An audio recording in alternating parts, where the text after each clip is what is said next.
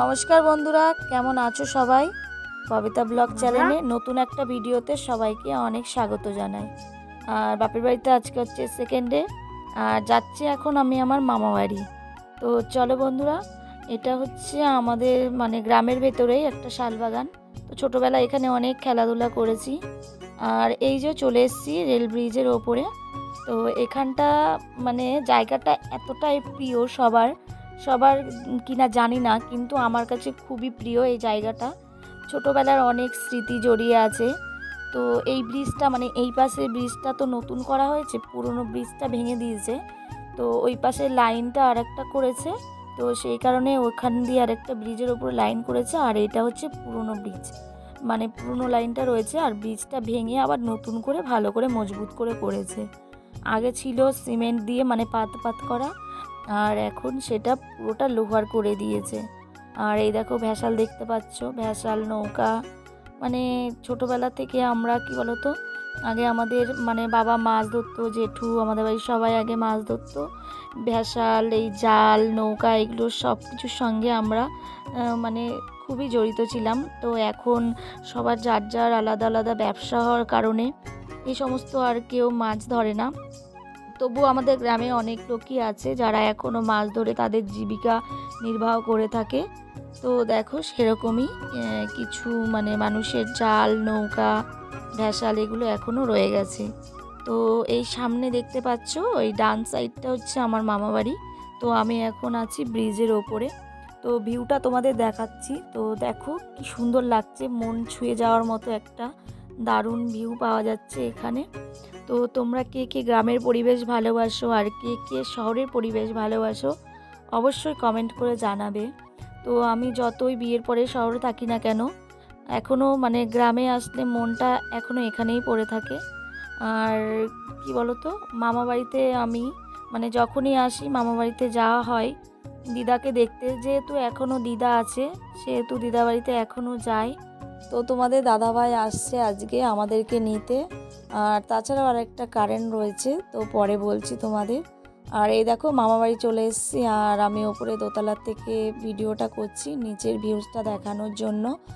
আর তোমাদের দাদাভাই এখনও আসেনি, তাই সেই কারণে বসে আছি, সবার সঙ্গে গল্প করছি, অনেক দিন বাদেই দেখা হলো। আর এই যে মহারানী আমার দিদা, তো অনেক দিন বাদে আবার দিদার সঙ্গে দেখা হলো। তো এই দেখো আমার মামার ছেলেরা ছোট ছোট দুটো ভাই রয়েছে, তো ওরা এই পাখি দুটো পোষে। খুব সুন্দর পাখি দুটোকে দেখছিলাম অনেকক্ষণ ধরে। যদি অনেককে আনতাম, অনেক দেখে খুব খুশি হতো। তো ওকে আসতে বলেছিলাম, ও আসেনি, কেননা বাড়িতে মিস্ত্রিরা কাজ করছে, ও ওখানে মায়ের সঙ্গে এটা সেটা নোংরা ঘাটাঘাটি করছে, সেই কারণেই আসেনি। আর এই দেখো তোমাদের দাদাভাই চলে এসেছে।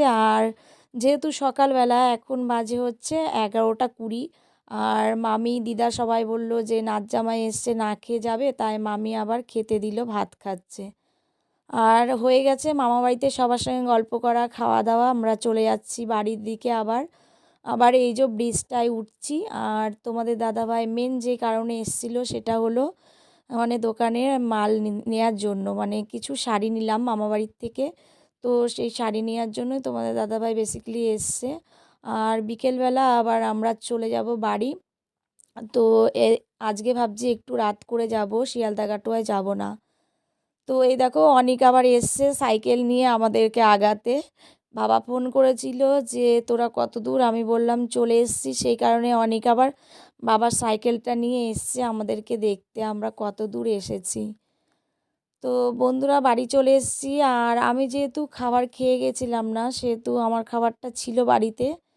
তো সেই কারণে বাড়ি এসে আমি আবার খেতে বসে গেছি। আর আমি খাচ্ছি হচ্ছে আমাদের নতুন ঘরের সিঁড়ির ওপরে বসে বসে। এখানে খুব সুন্দর রোদ্দুর এসেছে, তো সেই রোদে বসেই খাচ্ছি দেখো। তো মা সকালবেলা অনেক কিছুই রান্না করেছিল।